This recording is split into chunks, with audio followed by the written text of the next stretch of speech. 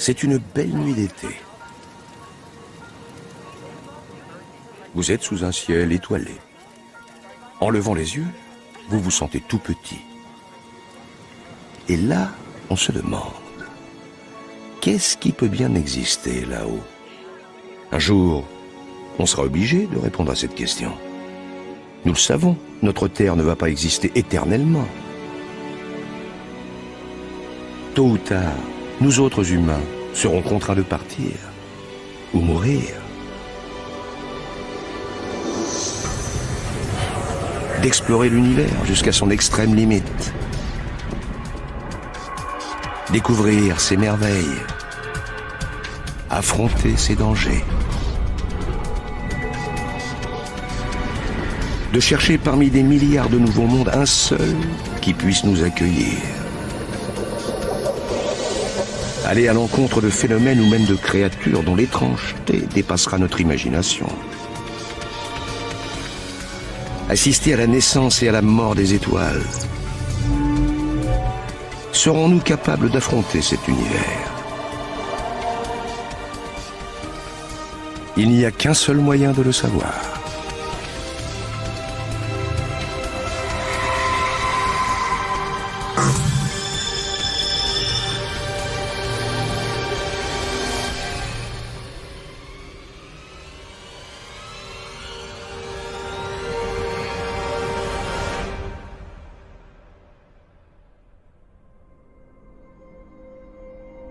C'est ici que commence l'espace. À quelques kilomètres au-dessus de nos têtes, à pas plus d'1 heure de trajet. En bas, sur Terre, la vie suit son cours. On est pris dans la circulation, on vend, on achète des actions, les flash infos se succèdent.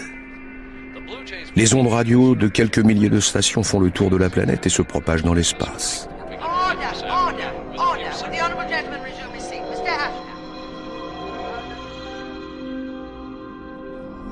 Il est temps pour nous aussi de nous jeter dans le vide, commencer ce périple qui nous mènera aux confins de l'univers.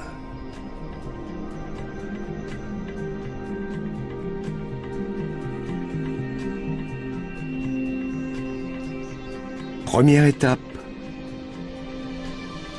la Lune.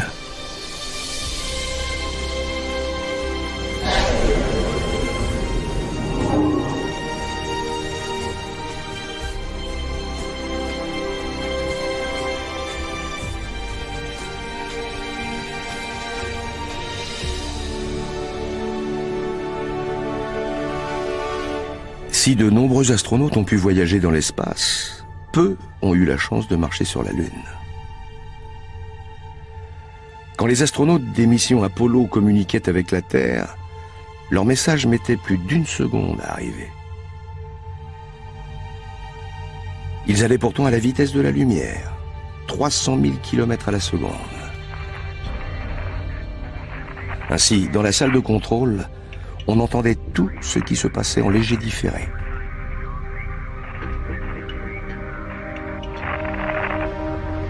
Si le délai entre la Terre et son satellite est d'1 seconde, alors imaginez quels seront les délais pour communiquer depuis les limites de l'univers. Pas quelques secondes, mais quelques milliards d'années.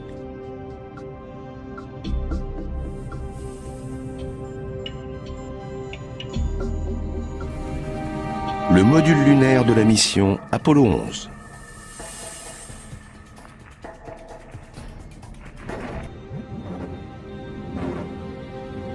Les premières empreintes de pas de Neil Armstrong. On pourrait croire qu'elles datent d'hier. Et comme il n'y a pas de vent sur la Lune, elles pourraient fort bien rester intactes des millions d'années.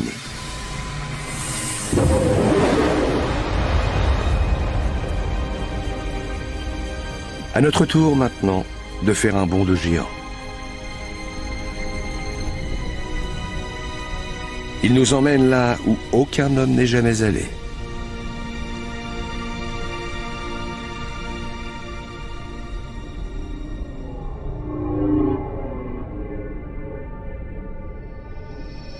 Voici qu'apparaît, surgissant des ténèbres, la déesse de l'amour, Vénus.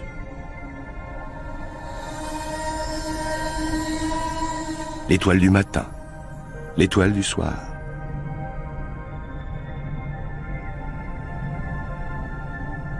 Vénus est la planète la plus brillante de notre système solaire. Ses immenses nuages dorés reflètent la lumière du soleil.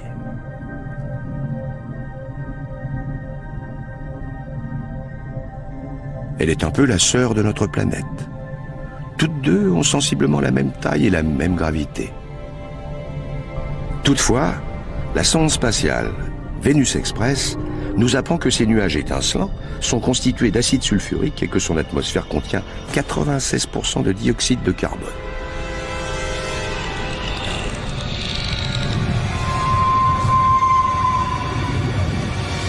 Vénus est une déesse irascible. L'air y est toxique et la pression insupportable. La température avoisine les 500 degrés.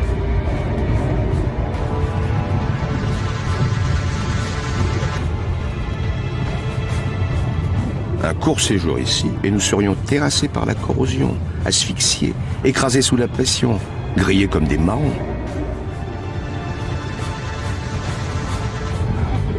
Il n'y a rien qui puisse survivre ici. En voici un exemple parlant.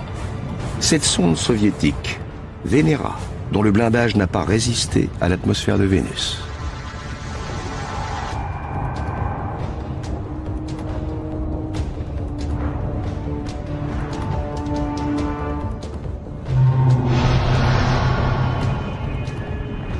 Vénus, si belle depuis la Terre, révèle vu de près un visage monstrueux, criblé de milliers de volcans.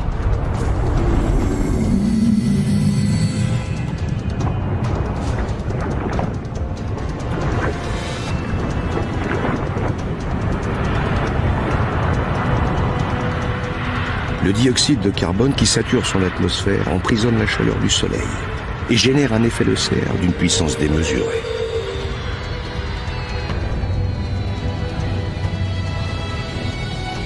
Peut-être Vénus était-elle plus calme, à l'instar de sa sœur la Terre, avant de subir ce réchauffement planétaire. Si cela est vrai, tel est peut-être l'avenir de notre planète.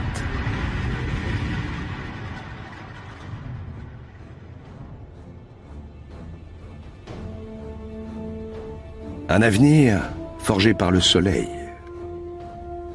Il exerce sur nous une attraction fatale. Poursuivant notre route vers l'astre lumineux, nous croisons à présent Mercure, la plus petite planète du système solaire. Voici ce qui arrive quand on s'approche trop près du Soleil. Ici, l'amplitude thermique est extrême.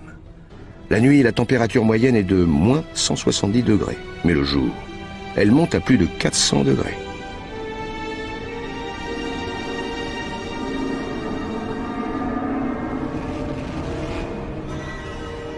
Tour à tour brûlée et congelée, Mercure est aussi couverte de cicatrices qui semblent témoigner de son passé violent.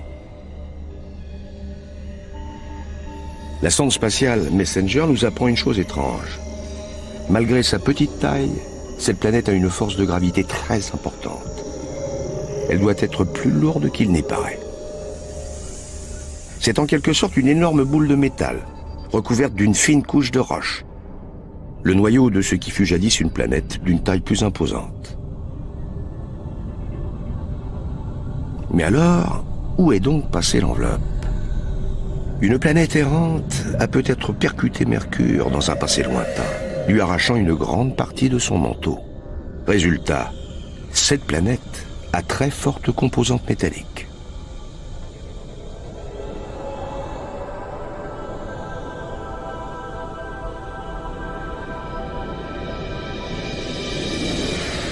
Le Soleil, dans toute sa splendeur hypnotique.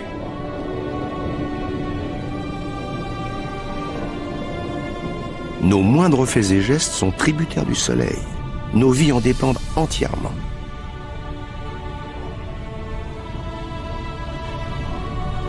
Tout au long de l'histoire, au fil des civilisations, il a été le pivot autour duquel gravite toute forme de vie sur Terre. Il porte nos récoltes à maturité, définit le rythme de nos journées, nous inspire nos croyances.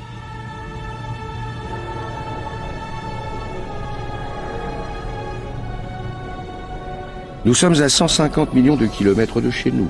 Il faudrait 20 ans pour faire le voyage en avion. Si la lumière du Soleil s'éteignait maintenant, les habitants de la Terre ne s'en apercevraient que 8 minutes plus tard. La taille du Soleil est si imposante qu'il pourrait contenir 1 million de fois la Terre. Sa masse est telle qu'il exerce sa force de gravité sur l'ensemble du système solaire.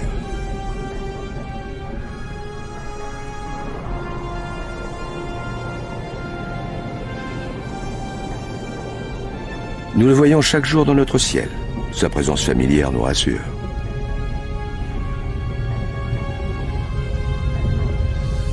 Mais vu de près, il est méconnaissable.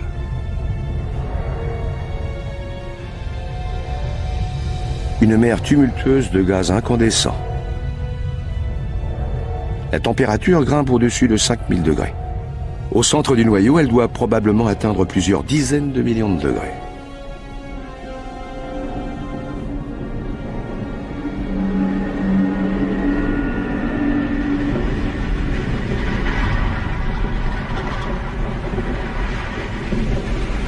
Une chaleur suffisante pour déclencher une réaction nucléaire transformant à chaque seconde des millions de tonnes de matière en énergie. Davantage que toute l'énergie que l'homme ait jamais produite. Sur Terre, cette énergie nous procure de la lumière et nous réchauffe. Mais quand on se trouve tout près de lui, le Soleil n'a rien de réconfortant. Son activité électrique et ses puissants champs magnétiques provoquent d'énormes boucles de gaz incandescents, les protubérances. Chacune d'entre elles dégage plus d'énergie que 10 millions de volcans. Si l'on faisait passer la Terre par une de ces boucles, il resterait de la place pour plusieurs planètes du même gabarit. Quand elles se forment, ces boucles déchirent la surface. Elles dévoilent les couches inférieures, produisant ainsi les taches solaires. Si ces zones présentent un aspect plus sombre, c'est parce que la température y est légèrement moins élevée. Elles sont d'une taille colossale. Leur diamètre peut atteindre pas moins de 50 000 kilomètres.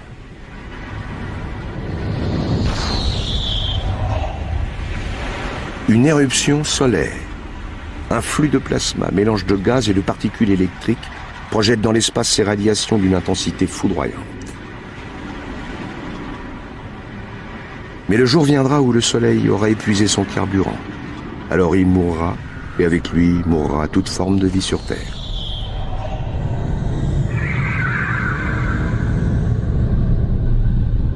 Si le Soleil a créé la vie, il peut aussi la détruire. Il est impératif de garder ses distances.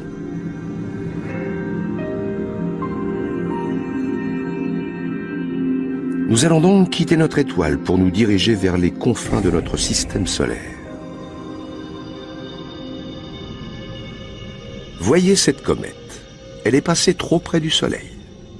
La chaleur l'a littéralement fait bouillir. Ces molécules surchauffées forment une chevelure qui s'étire sur des millions de kilomètres.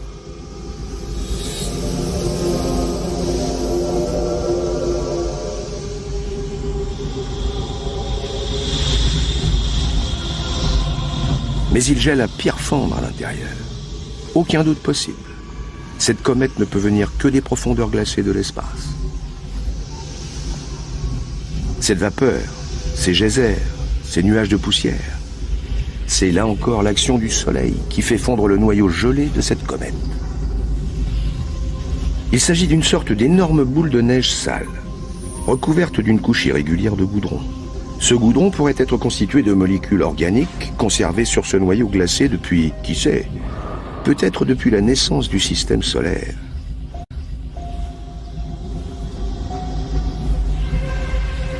Si une comète comme celle-ci s'est écrasée sur la Terre en formation il y a des milliards d'années, elle a pu y déposer l'eau et les molécules nécessaires à l'éclosion de la vie. Nous, humains, en sommes peut-être le résultat.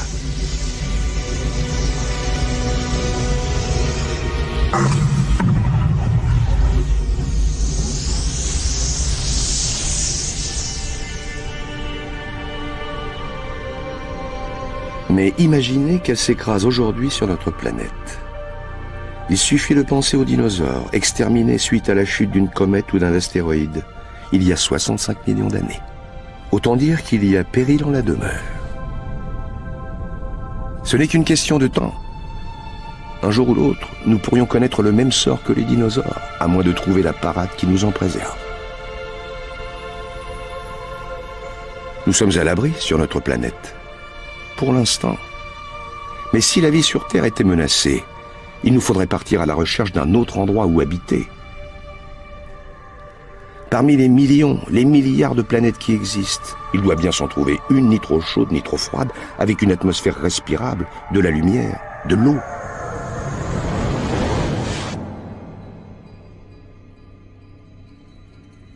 La planète rouge. Impossible de s'y tromper, c'est Mars.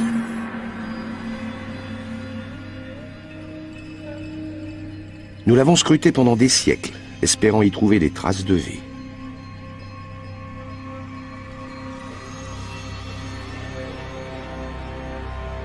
On pourrait se croire en pleine science-fiction, mais à ce jour, les astronomes pensent que c'est sur Mars que l'on a le plus de chances de trouver une forme de vie extraterrestre. Ils l'observent, ils l'examinent, ils la sondent.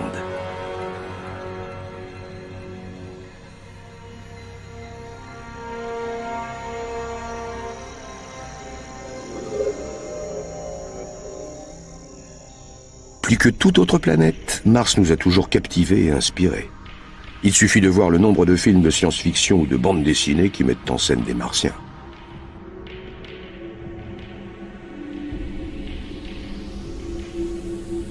Il s'agit là de pure fiction, bien entendu.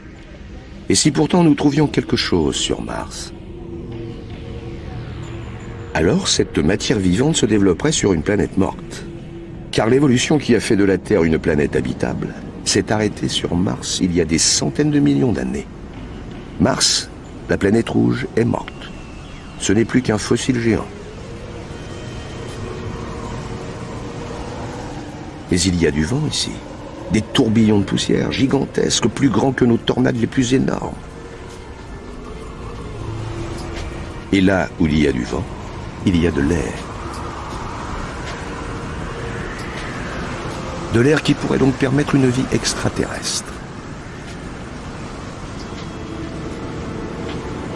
Mais cet air-là est irrespirable pour l'homme. Il est saturé de dioxyde de carbone. De plus, quasiment dépourvu d'ozone, il ne filtre pas les rayons ultraviolets. Et puis, il fait froid. La température peut descendre à moins 80 degrés. On y trouve de l'eau, mais sous forme de glace, dans le sol, au pôle et aussi dans l'atmosphère sous forme de neige. On a du mal à imaginer une quelconque forme de vie ici.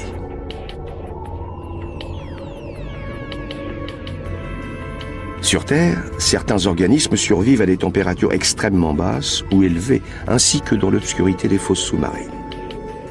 La vie trouve toujours le moyen de s'adapter aux conditions naturelles les plus défavorables.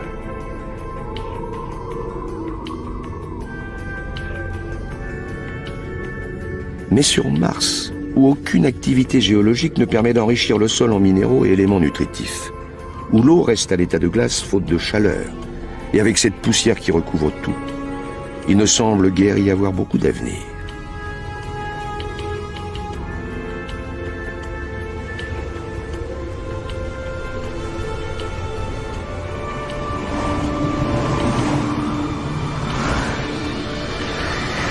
Sur la surface de cette planète, on peut voir quelques sites naturels d'une dimension colossale. Impossible de les rater. Voici Olympus Mons, un gigantesque et ancien volcan, 3 fois plus haut que l'Everest. Sa base est si large qu'elle pourrait quasiment recouvrir l'Espagne.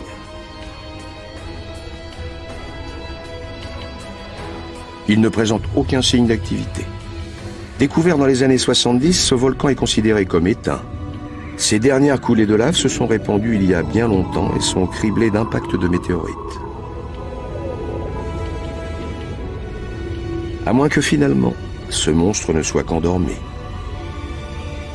Dans ce cas, il pourrait y avoir du magma en fusion sous la croûte qui le recouvre. Et si activité volcanique il y a, alors l'eau contenue dans le sol pourrait dégeler et la vie pourrait peut-être germer.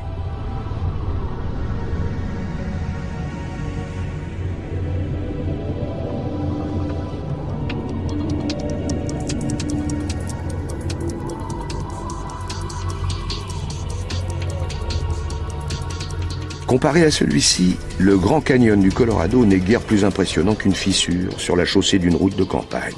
Sur Terre, Valles Marineris traverserait tout le continent américain d'est en ouest. Il montre des signes d'érosion, semblables à des lits de rivières asséchées. Des éruptions volcaniques ont pu faire fondre l'eau gelée du sol qui se serait écoulée dans ce gigantesque canyon. Si l'on peut trouver de l'eau sur Mars, il y a des chances que l'on y trouve de la vie.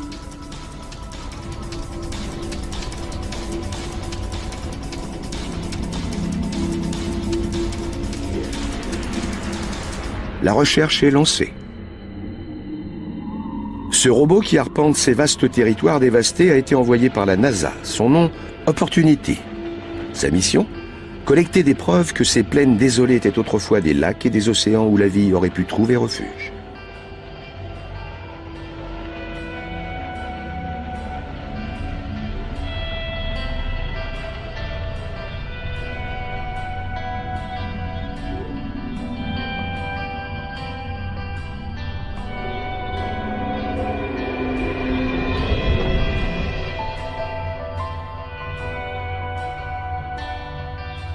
Regardez ce ravin. Les sondes qui tournent en orbite autour de Mars en repèrent toujours de nouveaux.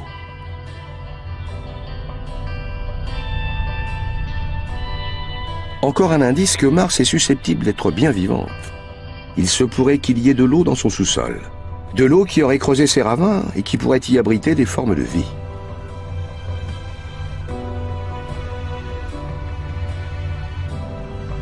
Maintenant, il ne nous reste plus qu'à les trouver. Mais il existe une autre théorie concernant la vie sur Mars, selon laquelle un astéroïde aurait percuté la planète. La collision aurait projeté des fragments de matière porteurs de micro-organismes dans l'espace, et entre autres, sur la Terre en formation.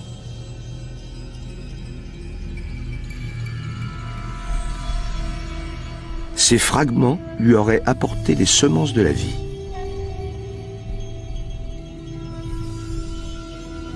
En effet, il se pourrait que Mars soit à l'origine de la vie sur Terre. Si c'était vrai, alors nous serions tous des Martiens.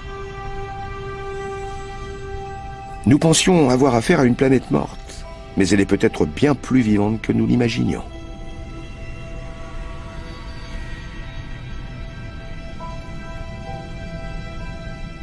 Mars, sans doute la planète la plus étudiée du système solaire, n'en finit pas de nous étonner. L'espace nous réserve certainement d'autres surprises qui ne demandent qu'à être découvertes.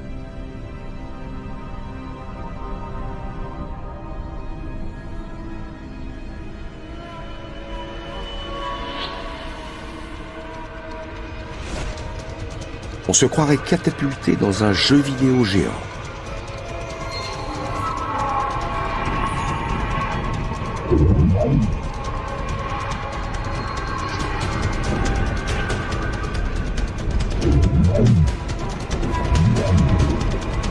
Ce sont des astéroïdes. Certains ont une envergure de plusieurs centaines de kilomètres. Celui-ci doit bien faire 30 kilomètres. Mais regardez ça. Il n'a pas dû être facile de se garer sur un astéroïde qui se déplace à 80 000 km/h.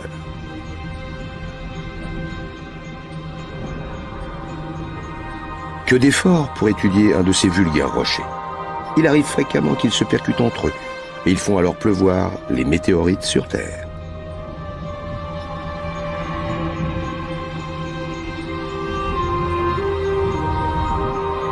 C'est avec des rochers comme ceux-ci que les planètes se sont formées, y compris la nôtre.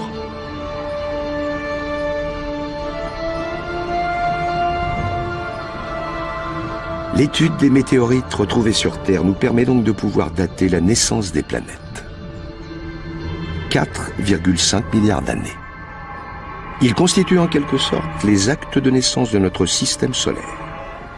Mais ces rochers-là ne se sont pas transformés en planètes.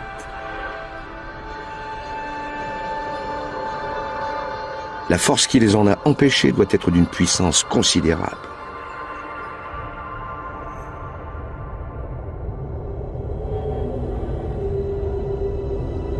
Effectivement, Jupiter est un monstre, au moins 1000 fois plus grande que la Terre. Elle est tellement massive que toutes les autres planètes pourraient y loger.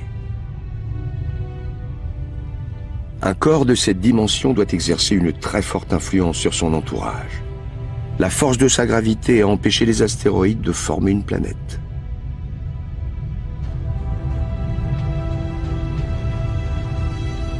Cette géante est en majeure partie composée de gaz. Si l'on voulait s'y poser, il est probable que l'on traverserait les couches successives sans rencontrer de matière solide.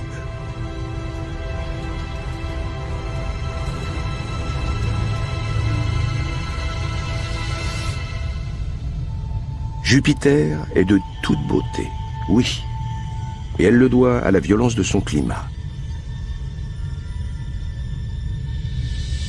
Elle tourne sur elle-même à une vitesse phénoménale,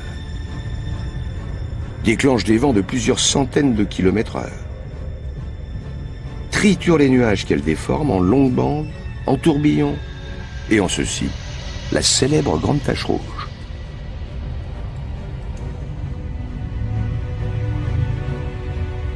La tempête la plus spectaculaire de tout le système solaire. Elle mesure environ 3 fois la taille de la Terre et se déchaîne depuis plus de 300 ans. Toutes ces turbulences nuageuses génèrent un orage permanent.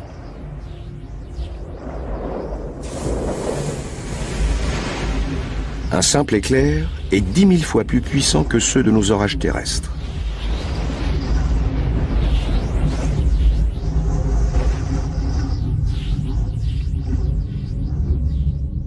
Si l'on tient à voir Jupiter, il semblerait que le mieux, le plus sûr, soit d'observer une certaine distance.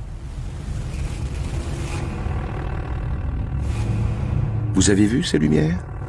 Elles ressemblent à nos aurores boréales qui dansent dans le ciel polaire. Mais elles sont aussi belles que mortelles.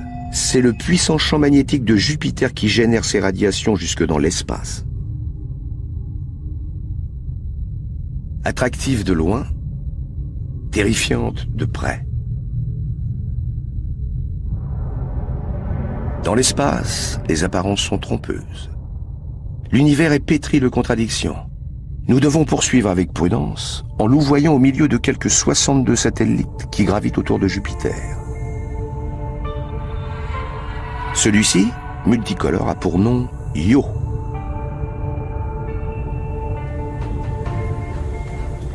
Mais à l'instar de Jupiter, sa beauté est superficielle. Ses couleurs chatoyantes sont celles des roches en fusion, du soufre et des volcans qui crachent leurs cendres incandescentes à des centaines de kilomètres.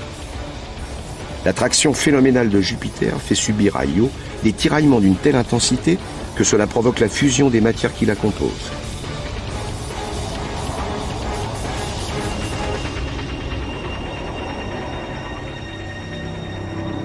Jusqu'à présent, notre voyage aux confins de l'univers ne nous a permis de trouver ni trace de vie, ni endroit où nous pourrions nous établir. Mais il reste d'autres planètes, d'autres satellites à explorer par-delà le vaste horizon cosmique. Comme celui-ci, il s'agit d'Europe, un des multiples satellites de Jupiter. Il se trouve à 650 millions de kilomètres de notre planète.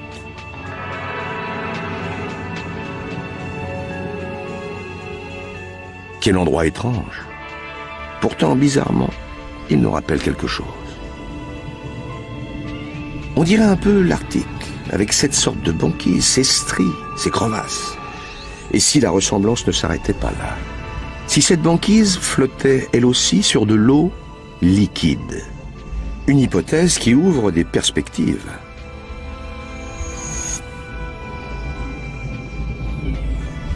Mais à 800 millions de kilomètres du Soleil, Europe doit certainement être gelée dans sa totalité. À moins que la force de gravité de Jupiter ne provoque un dégagement de chaleur interne et empêche Europe de se solidifier complètement, permettant ainsi à la vie de se développer dans l'eau sous son manteau de glace. Il y a peut-être des extraterrestres à quelques mètres là-dessous. Tout un écosystème de micro-organismes, de crustacés, peut-être même des mollusques. La seule chose qui nous empêche de savoir si nous sommes en présence d'une vie extraterrestre, c'est cette couche de glace.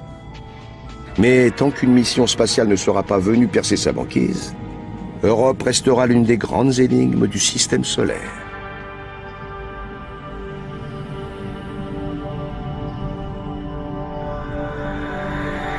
De tout temps, cette planète a enflammé notre imagination et peuplé nos rêves. Et elle est là, devant nous, tournant sur elle-même.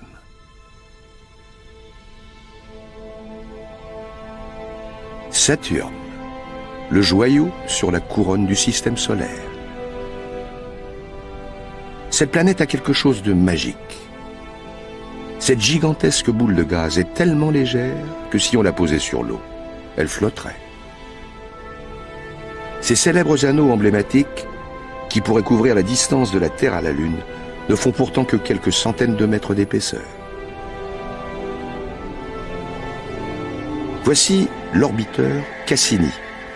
Cette sonde capte, entre autres, des émissions radio naturelles, peut-être générées par les aurores boréales qui se forment au pôle de Saturne.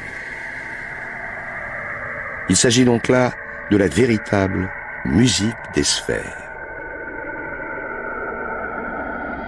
Cassini nous apprend que ces anneaux pourraient être les vestiges d'un satellite mis en pièces par la force d'attraction de Saturne. Un phénomène d'une beauté sans égale, fruit d'une destruction massive.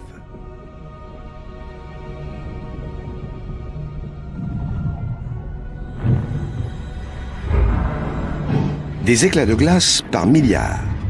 Leur dimension varie de la taille d'un glaçon à celle d'une maison. Ils se percutent, éclatent en morceaux, puis s'assemblent à nouveau.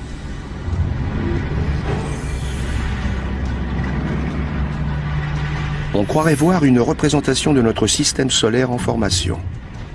Un amas de poussière et de gaz tournant sur orbite autour du Soleil, jusqu'à ce que la magie de la gravité opère et agglomère tous ces éléments. Et c'est à partir de fragments tout comme ceux-ci que notre planète est née.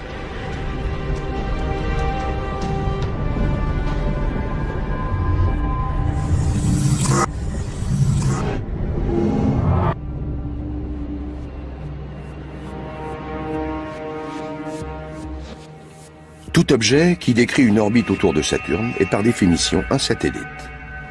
Du moindre fragment de glace à cet objet céleste, un satellite plus grand que notre Lune, Titan. Il est enveloppé d'une épaisse couche de nuages orange.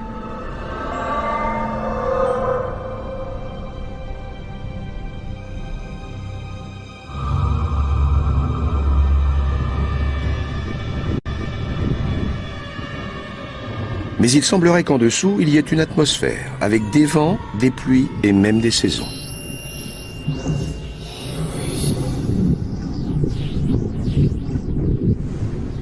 Et aussi des rivières, des lacs et même des océans. Jusqu'à présent, c'est l'endroit qui ressemble le plus à la Terre. Sauf que ce n'est pas d'eau qu'il s'agit, mais de méthane liquide. Les réserves de méthane de Titan seraient plusieurs centaines de fois supérieures à toutes celles de pétrole et de méthane terrestre. Si nous pouvions le rapporter sur Terre, il y aurait de quoi approvisionner nos villes et nos véhicules pendant des milliers d'années. À moins qu'un jour nous puissions l'utiliser ici même pour approvisionner une colonie en énergie, en supposant qu'il n'y ait pas déjà de vie sur Titan. La sonde Huygens a été parachutée depuis l'orbiteur Cassini afin d'étudier la question. Les données recueillies montrent la présence de molécules organiques dans le sol, mais à une température de moins 180 degrés. Il est impossible qu'elles permettent à la vie de se former, à moins que Titan ne finisse par se réchauffer.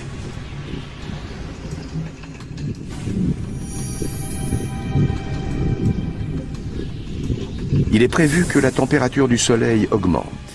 Alors, il se pourrait que la vie éclose sur Titan, exactement comme sur la Terre, il y a des milliards d'années. Quand la Terre sera devenue trop chaude, peut-être partirons-nous sur Titan. Un jour, ce lointain satellite pourrait devenir notre planète.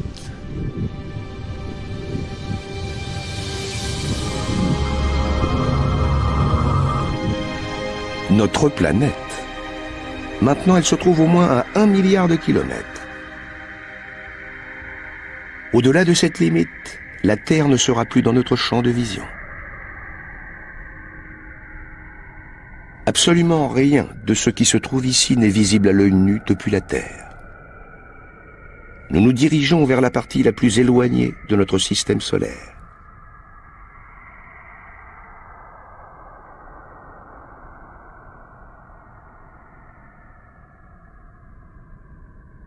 Des régions mystérieuses dont on ignorait tout jusqu'à très récemment. C'est un peu comme si l'on plongeait dans les profondeurs de l'océan.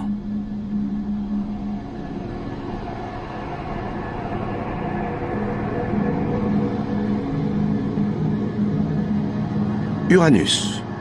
On a découvert ces anneaux seulement en 1977. Allez voir, cette planète géante semble avoir été complètement déviée de son axe de rotation, comme si elle avait été percutée il y a bien longtemps par un astre errant. On se sent vraiment très loin de chez nous, ici. Mais en fait, nous ne sommes guère éloignés du rivage. Nous avons déjà parcouru plus de 2 milliards de kilomètres. Si l'on réduisait la Terre à la taille d'un petit pois, cela représenterait moins de 2 kilomètres. Il nous faut multiplier cette distance par 10 000 pour atteindre les limites du système solaire.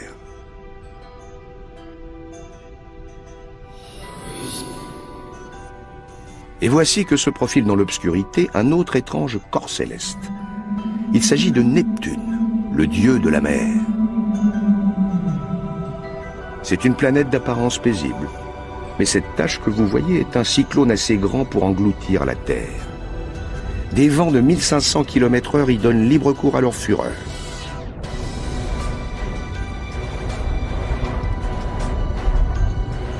Sur Terre, les vents sont liés au rayonnement du Soleil. Mais Neptune, elle, est beaucoup trop loin. C'est donc autre chose qui déclenche ces vents violents. Mais quoi? On ne l'a pas encore découvert.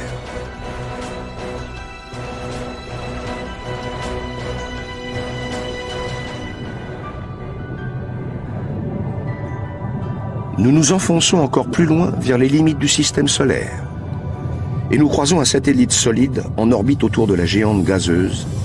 Il s'agit de Triton. C'est un corps solide, mais loin d'être stable.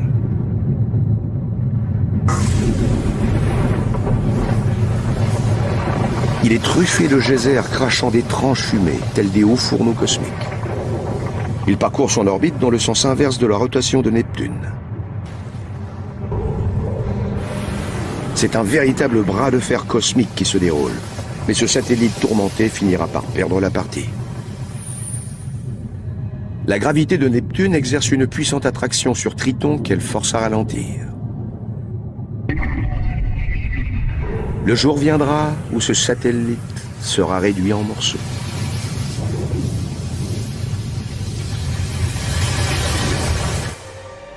Nous avons maintenant vu toutes ces planètes de notre système stellaire, à l'exception de Pluton, qui a été rétrogradé à la catégorie de planète naine.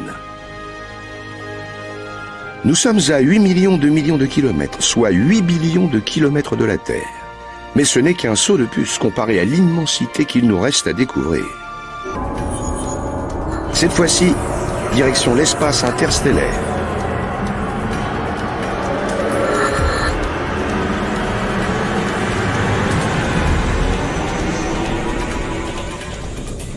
Nous voici à 40 billions de kilomètres de la Terre. Il faudrait 150 000 ans pour faire ce voyage en navette spatiale. Enfin, nous atteignons le système stellaire le plus proche du nôtre.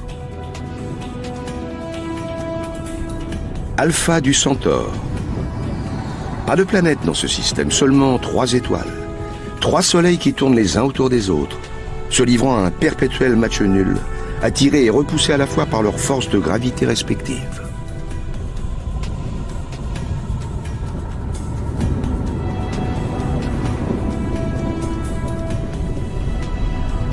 Si nous étions pris dans leur balai infernal, nous serions catapultés sur l'une de ces étoiles et instantanément gazéifiés à des billions de kilomètres de la Terre.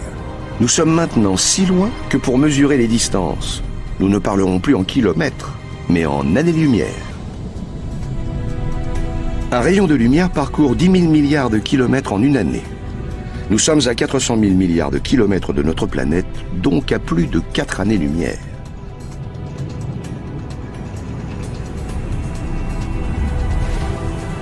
De telles distances défient l'entendement.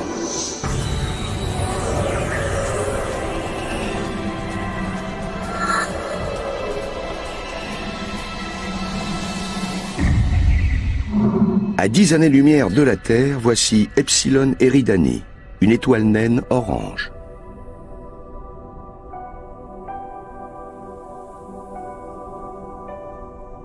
Elle possède 2 superbes ceintures d'astéroïdes, de poussière, de glace.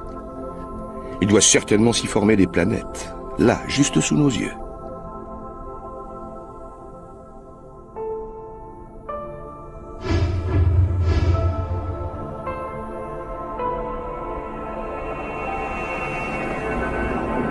Les astéroïdes et les comètes pullulent dans cette région.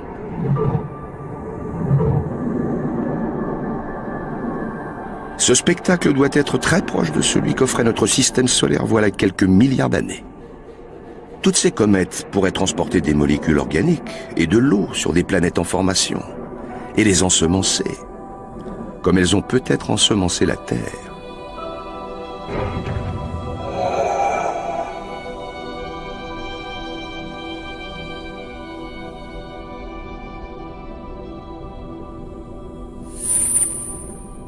Ces corps célestes évoluent autour d'une étoile un peu plus petite que notre Soleil. Elle est encore très jeune. S'il y avait une vie dans ce système solaire, elle ne saurait être qu'à l'état embryonnaire.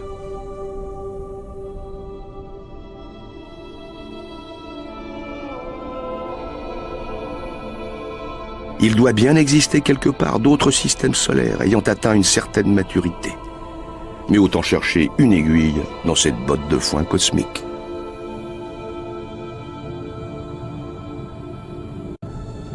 À 20 années-lumière de la planète Terre, voici Gliese 581, une étoile naine rouge.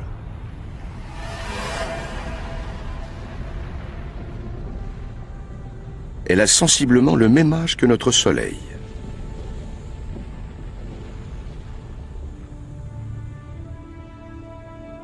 On a détecté pour l'instant 4 planètes autour d'elle, et l'orbite de celle-ci se trouve juste à la bonne distance. Plus près, l'eau serait portée à ébullition, et plus loin, elle se transformerait en glace. Des conditions idéales pour que la vie puisse s'y développer.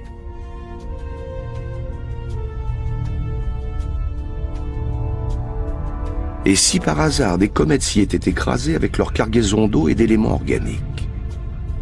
Alors, il pourrait y avoir une forme de vie, des créatures complexes, voire même des civilisations semblables aux nôtres.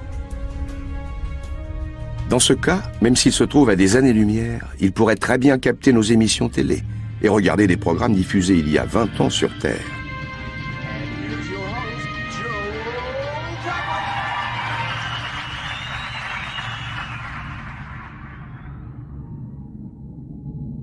Quand les générations futures auront trouvé des moyens de communication susceptibles de couvrir de telles distances, nous serons peut-être en mesure d'en savoir un peu plus.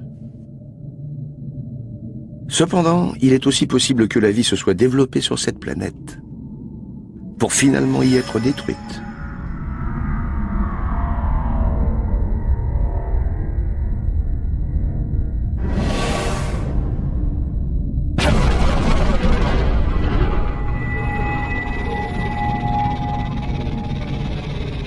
C'est un peu le problème avec les comètes. Si elles peuvent contribuer à la création, elles sont aussi capables de semer la destruction. Les dinosaures en ont fait la cruelle expérience il y a 65 millions d'années. Nous l'avons donc trouvé, notre perle rare, un système solaire relativement semblable au nôtre et qui pourrait être habitable. Mais il ne s'agit là que d'une rencontre fortuite. Il pourrait y avoir des centaines, voire des millions de systèmes solaires comme celui-ci dans l'espace, ou pas un seul.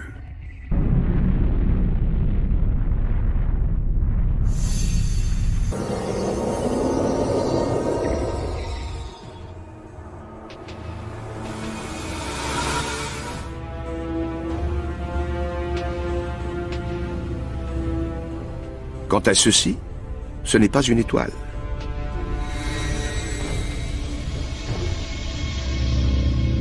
Ni une planète. Ça ne ressemble à rien de ce qu'on a pu voir jusqu'ici.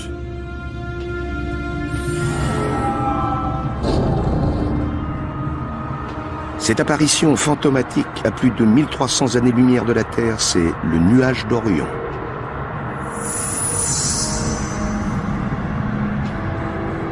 Un nuage de gaz et de poussière tellement épais qu'il fait écran et nous empêche de voir au-delà.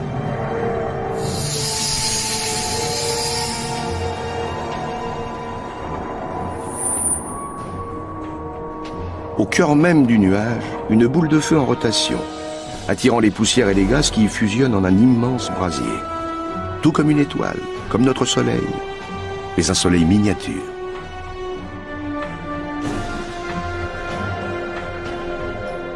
Il y règne une température de plusieurs millions de degrés. L'intensité de la chaleur déclenche des réactions nucléaires identiques à celles qui font briller notre soleil. Elles produisent de l'énergie, des radiations, de la lumière. Une étoile est en train de naître.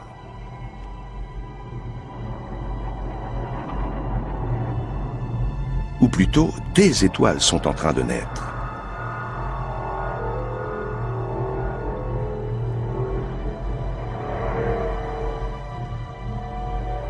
Le nuage d'Orion est une gigantesque pouponnière d'étoiles.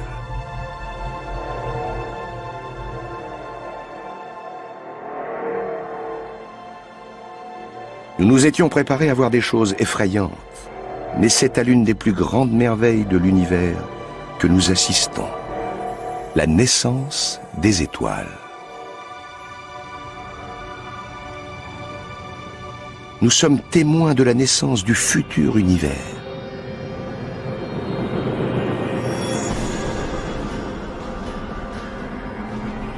Mais peut-être avons-nous parlé trop vite.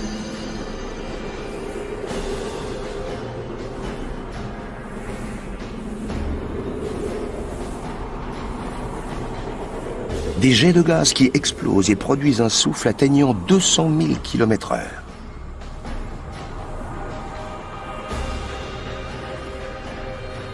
Des nuées de gaz et de poussière projetées sur des millions de kilomètres.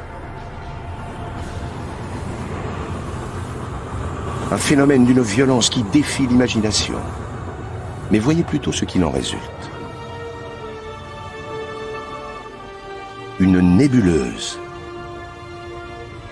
Un gigantesque amas de nuages de gaz luminescents en suspension.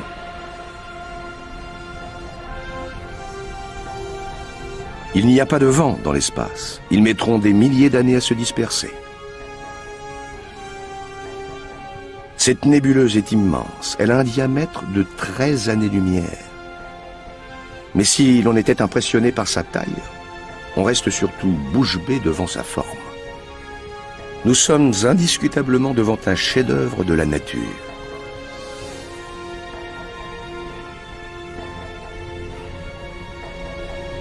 On dirait une gigantesque tête de cheval qui se cabre dans l'espace. Les étoiles naissent, puis grandissent. Et ensuite, que se passe-t-il? Est-ce qu'elles meurent? Est-ce qu'elles s'éteignent tranquillement ou explosent dans un ultime fracas? Quoi qu'il leur arrive, c'est le sort que connaîtra notre Soleil. Son destin est inéluctable. Près de 4000 années-lumière, plus loin, des nuages étincelants flottant dans l'espace encerclent ce qui fut autrefois une étoile semblable à notre Soleil.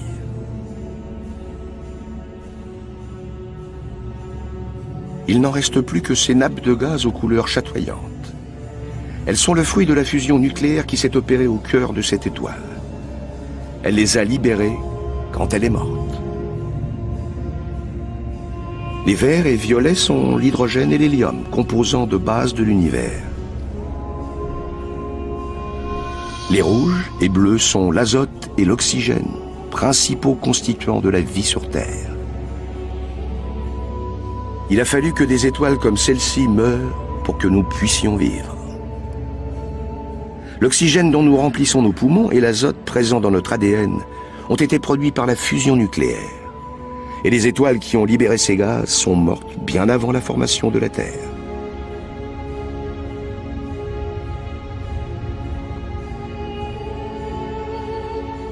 Nous sommes constitués de déchets nucléaires stellaires.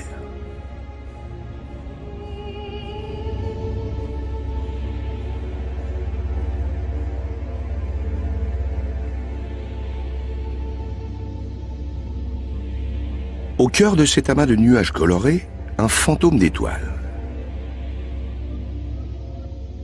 Une naine blanche. Elle est d'une chaleur extrême.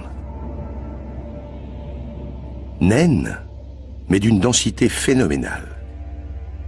Au cours des derniers instants de l'étoile, ces atomes ont fusionné et se sont agglomérés, condensés, à un tel stade qu'une cuillère à café de cette matière pèse plus d'1 tonne.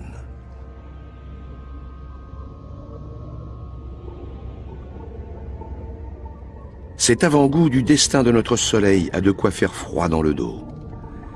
Il se transformera en naine blanche dans 6 milliards d'années et sonnera alors le glas de toute forme de vie sur Terre. Combien d'autres mondes ont existé avant de disparaître sans laisser de traces? Combien d'histoires jamais racontées, de livres cosmiques perdus pour toujours? Mais la plus formidable de toutes les histoires n'a pas encore été racontée.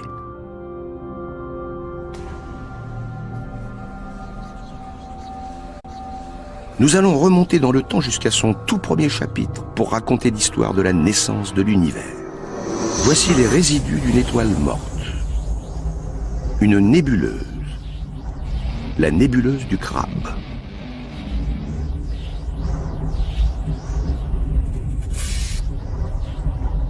Nous sommes maintenant à 6000 années-lumière de notre planète, au beau milieu d'un cimetière d'étoiles.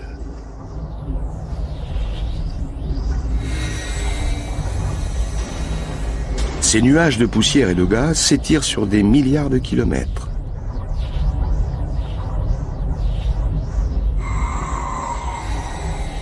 Tout semble mort dans cette nébuleuse. Et si ce n'était que le calme après la tempête? Une formidable explosion a transformé une étoile gigantesque en une nuée de poussière et de gaz. Il s'agit d'une supernova.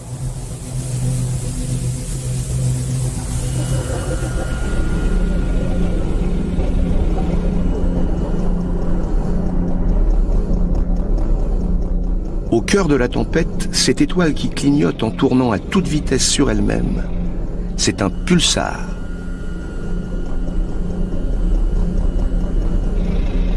Le noyau de l'étoile géante s'est considérablement réduit sous l'effet de la force de gravité. Son diamètre ne dépasse pas les 20 km et sa densité est phénoménale. La valeur d'une tête d'épingle de cette matière condensée doit peser plusieurs centaines, voire des millions de tonnes. Plus ce pulsar rétrécit, plus il tourne vite, à l'instar d'une patineuse qui effectue une pirouette et augmente sa vitesse de rotation quand elle ramène les bras le long du corps. Il émet 2 puissants faisceaux de radiation lumineuse à une fréquence de 30 rotations par seconde, bombardant d'énergie la masse nuageuse qui l'entoure.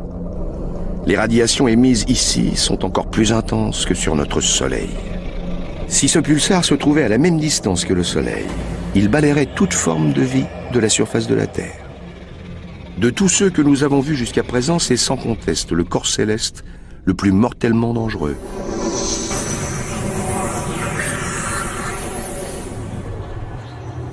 Avant d'entreprendre ce voyage, nous aurions été pétrifiés face à lui. Mais nous savons maintenant que danger et merveille sont indissociables. Les rêves n'existeraient pas sans les cauchemars.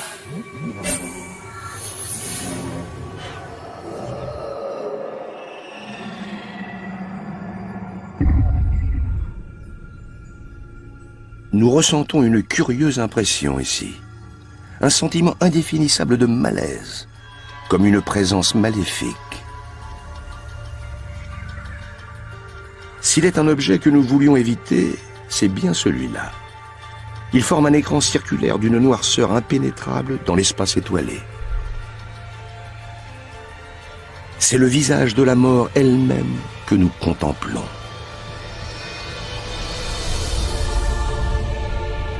Un trou noir.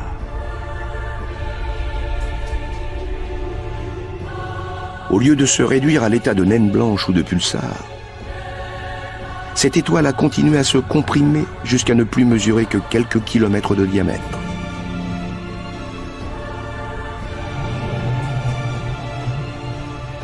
Elle est maintenant beaucoup plus dense qu'un pulsar et sa force d'attraction est irrésistible. On sait maintenant pourquoi on l'appelle un trou noir. Il a une telle force de gravité que même la lumière y est retenue prisonnière. Cet astéroïde, qui est pourtant constitué de roches solides, s'étire jusqu'à se détacher en morceaux irrémédiablement attirés vers ce gouffre insondable. Dans un trou noir, tous nos concepts habituels perdent leur sens. Le temps et l'espace ne signifient plus rien. Les règles de la physique que nous connaissons ne s'y appliquent pas.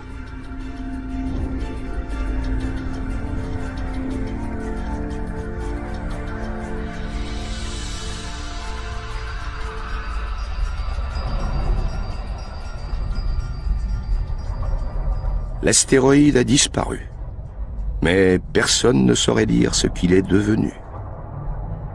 L'état actuel de nos connaissances scientifiques ne nous le permet pas. Il pourrait y avoir des millions de trous noirs dispersés dans notre galaxie.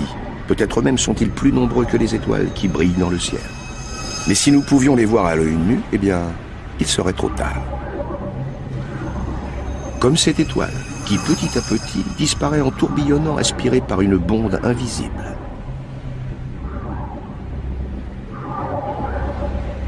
Peut-être même que tout notre univers se trouve à l'intérieur d'un trou noir, qui se trouve lui-même dans un autre univers.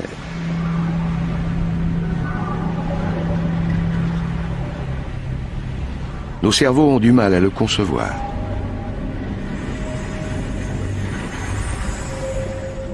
Mais ce dont nous sommes certains, c'est que notre galaxie est bien plus complexe et recèle bien plus de dangers que ce que nous avions imaginé. Et nous n'avons toujours pas quitté notre galaxie, la Voie lactée. L'immensité de l'univers s'étend bien au-delà encore.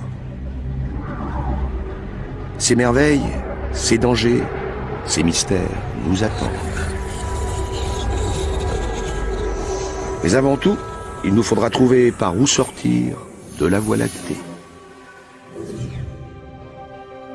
Nous sommes à 7000 années-lumière de la Terre, au plus profond de notre galaxie.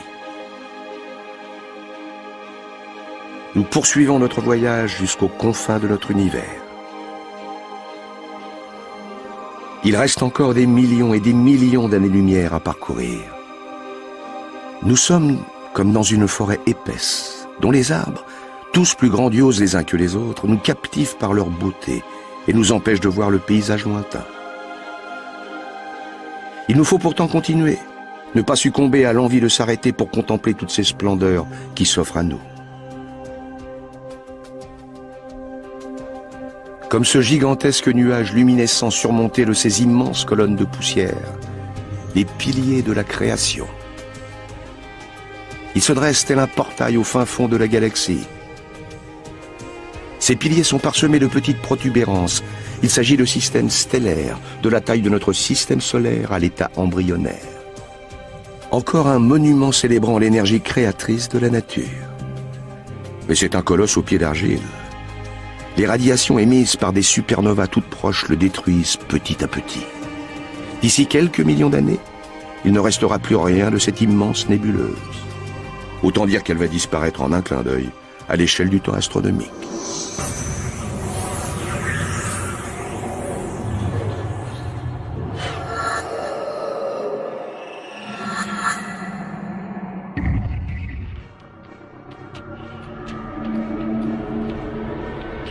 Captivés par la magnificence de la Voie lactée, nous avons dérivé jusque dans un véritable champ de mines cosmiques.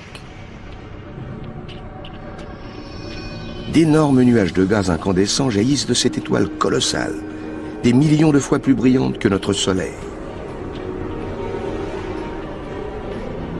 Les réactions nucléaires qui l'alimentent perdent graduellement leur intensité. Nous assistons aux ultimes convulsions.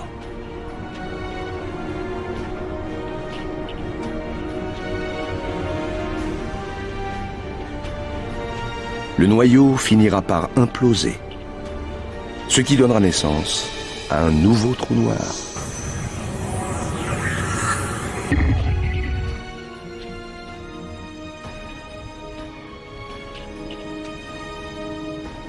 Voici une étoile encore plus massive et dangereusement instable.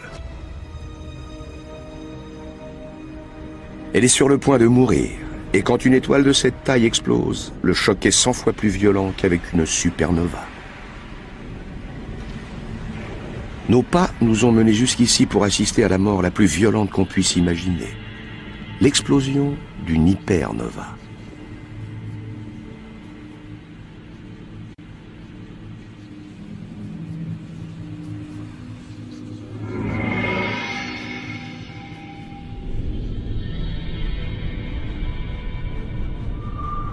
Le noyau s'est effondré.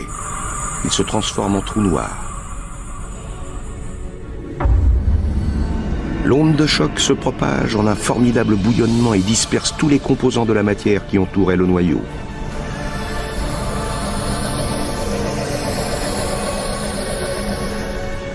L'espace environnant est saturé de radiation mortelle. Toute planète qui aurait la malchance de se trouver dans les parages en subirait les effets catastrophiques. Il y a 450 millions d'années, c'est peut-être un cataclysme semblable qui a provoqué l'extinction de la presque totalité des espèces vivant sur Terre.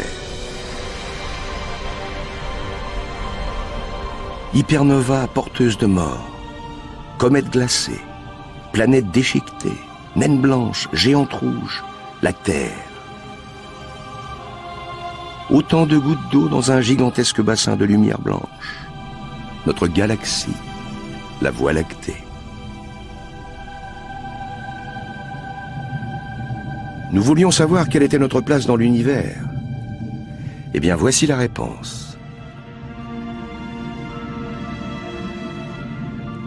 Les civilisations anciennes et modernes, tout être vivant ou ayant vécu, du plus petit insecte à la plus haute montagne, tout cela est invisible. Ça ne représente même pas un minuscule grain de poussière.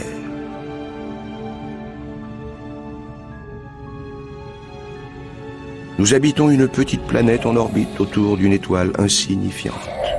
Si elle venait à disparaître, cela passerait totalement inaperçu. Pourtant, nous n'en avons pas encore trouvé une qui puisse la remplacer. Une planète que nous pourrions habiter.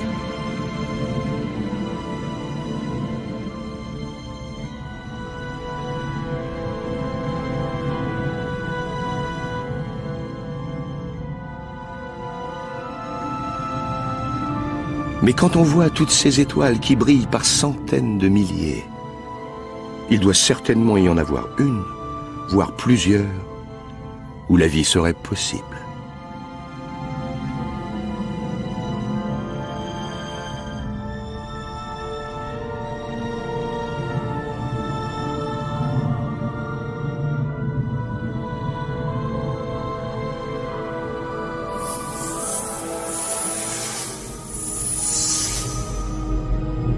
Peut-être ici, dans le grand amas globulaire de la constellation d'Hercule.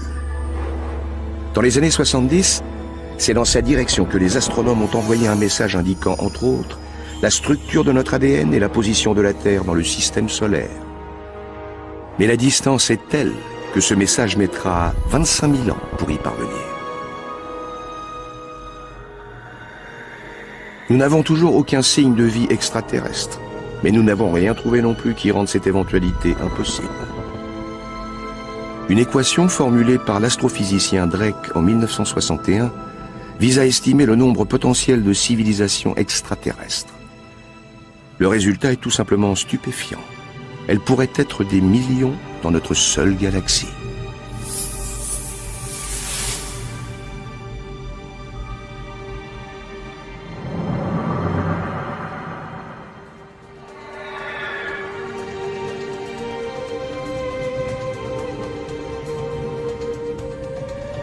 Pour l'instant, nous n'avons pas voyagé ailleurs que dans la Voie lactée.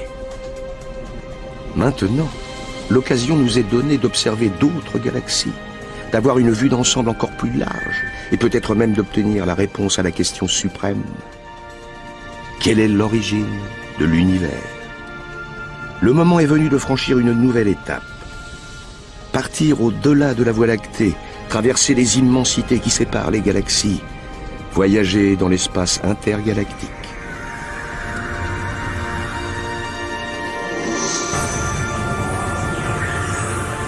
Tout ce qui nous était familier est maintenant très loin derrière nous. Nous découvrons un tout autre aspect de l'univers.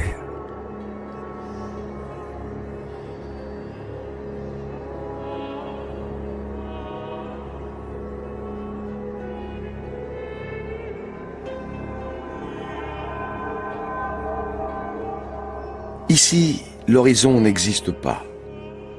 Les galaxies les plus proches se trouvent à des centaines de milliers d'années-lumière. Nous croisons les résidus de galaxies mises en pièces sous l'action de la colossale force d'attraction de la Voie lactée.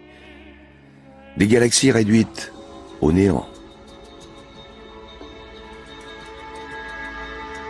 C'est ce qui se rapproche le plus du vide intégral pouvant se trouver dans l'univers. Mais il ne s'agit pas d'un vide parfait. Il contient quelques fines volutes de gaz et traces de poussière, et autre chose aussi, de la matière noire.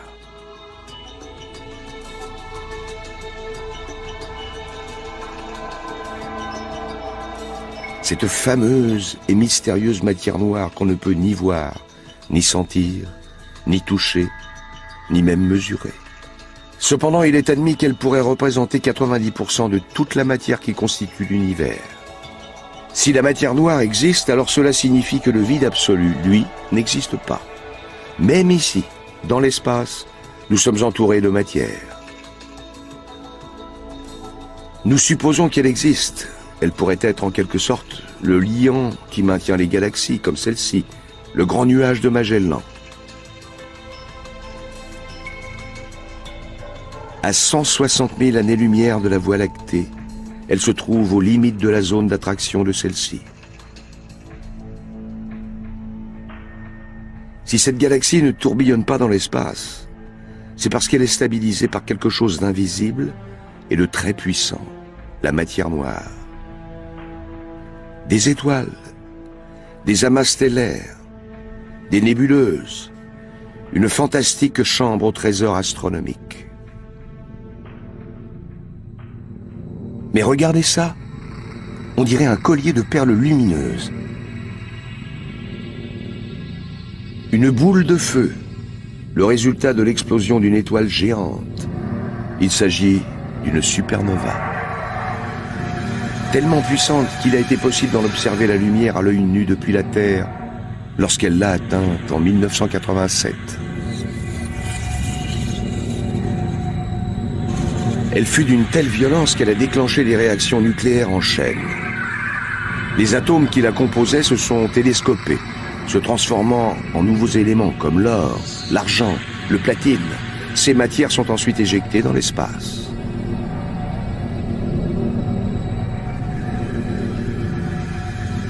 L'or de l'anneau qui orne votre doigt a été forgé au cœur d'une supernova semblable à celle-ci, il y a des milliards d'années, à des billions de kilomètres.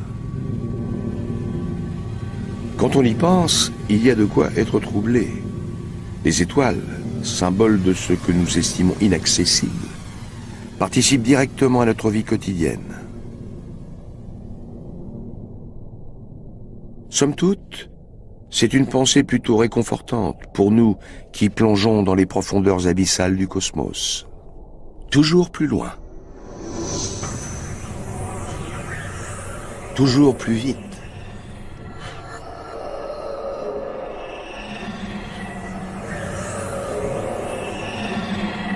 Nous remontons encore plus loin dans le temps.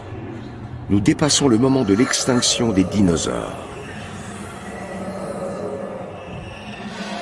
Puis celui où les premiers vertébrés sont passés de l'eau à la terre.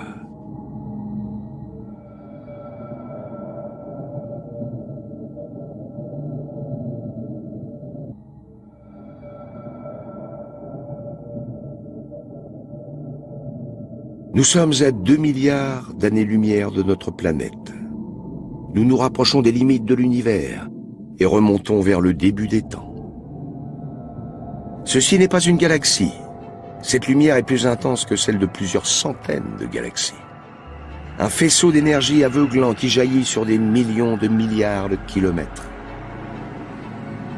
Cette taille phénoménale, cet éclat à nul autre pareil sont les signes d'une puissance inouïe, qui va de pair avec un danger inouï. Cela ressemble à un quasar, la source d'énergie la plus destructrice de l'univers. Si c'en est un, notre voyage risque de se terminer ici, alors que nous sommes si près du but.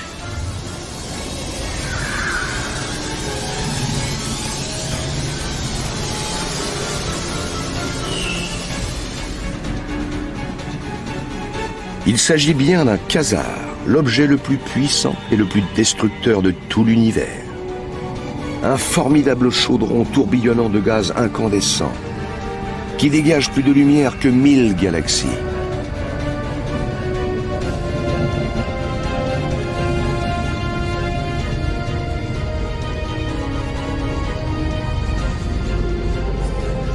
C'est dans son cœur même que ce monstre puise sa force phénoménale.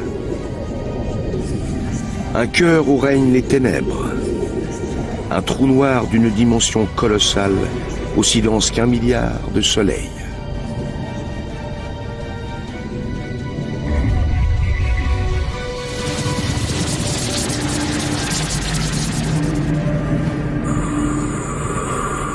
Il aspire des étoiles entières, dont il dévore les gaz, tel un ogre insatiable, jusqu'au dernier lambeau de matière, les faisant disparaître à jamais de l'univers visible.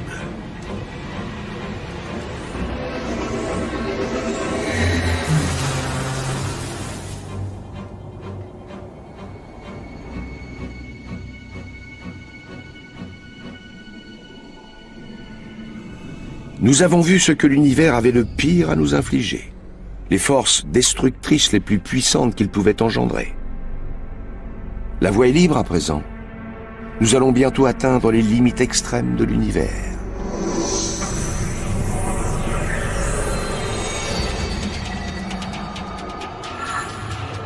Mais il nous faut aller encore plus loin, encore plus vite, si nous voulons vraiment parvenir au bout de notre voyage.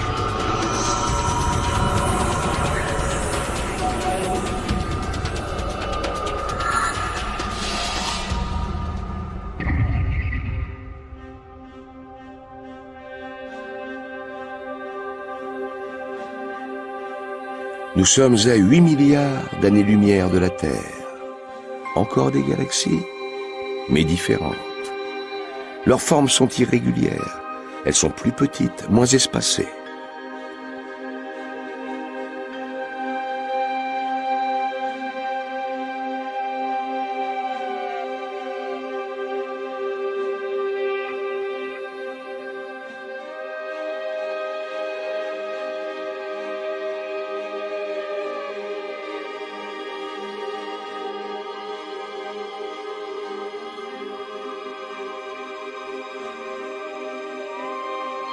Voyez à quoi ressemblent les galaxies.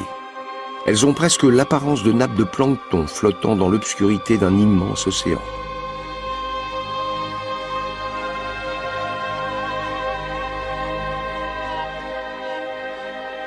Un spectacle magique. Des nuages de poussière et de gaz, prenant forme en un balai gracieux, s'assemblent pour créer des galaxies embryonnaires.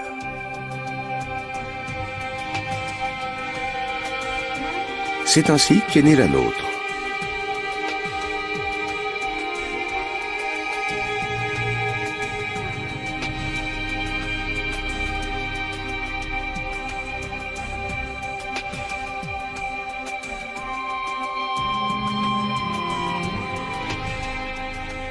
Mais voilà qu'elles disparaissent. Nous sommes remontés jusqu'avant la naissance des étoiles, à l'âge des ténèbres cosmiques. Et juste avant, une lumière, la rémanence d'une gigantesque explosion, celle-là même qui a créé l'univers.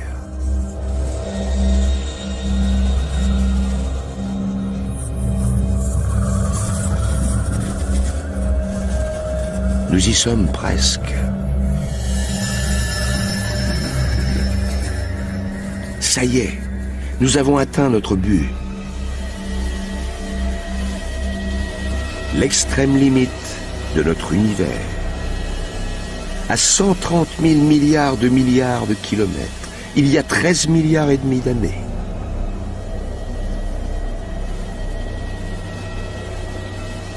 L'instant précis où a lieu le Big Bang, l'événement le plus violent et le plus créateur de toute l'histoire universelle.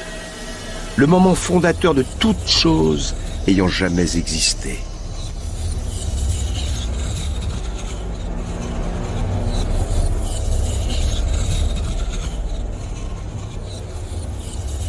Toutes les religions, toutes les civilisations ont tenté d'élaborer un concept autour de ce premier instant. Mais nous ne savons toujours pas ce qui a déclenché cet acte de création, ni pour quelle raison.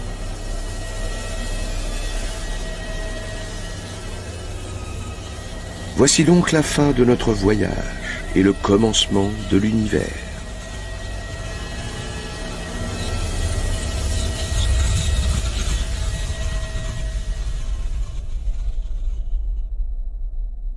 Un point infiniment petit, chaud et dense, explose.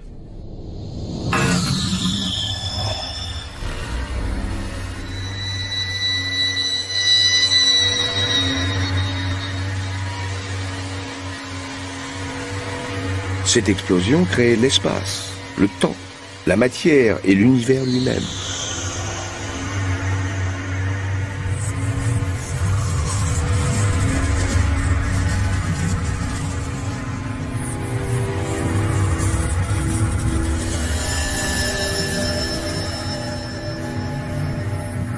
Quelques instants plus tard, il atteint la taille de la Terre.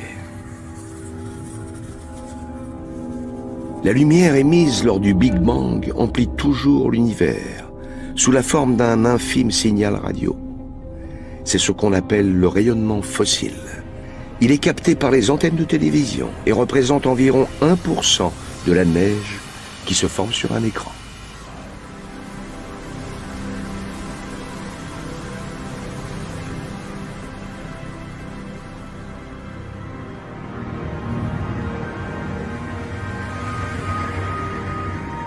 Nous repartons en avançant dans le temps cette fois.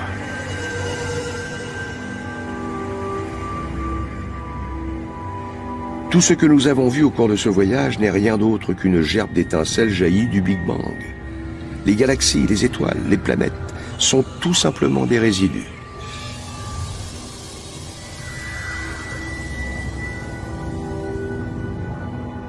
Nous traversons de nouveau notre galaxie. Puis notre système solaire, pour atteindre cette escarbille qui tournoie dans la lueur rémanente du Big Bang. La Terre, notre planète. Mais l'histoire ne s'arrête pas là. Les effets du Big Bang se font toujours sentir. L'univers continue à évoluer. Nous avons dû retourner dans le passé pour voir ce que sera notre avenir.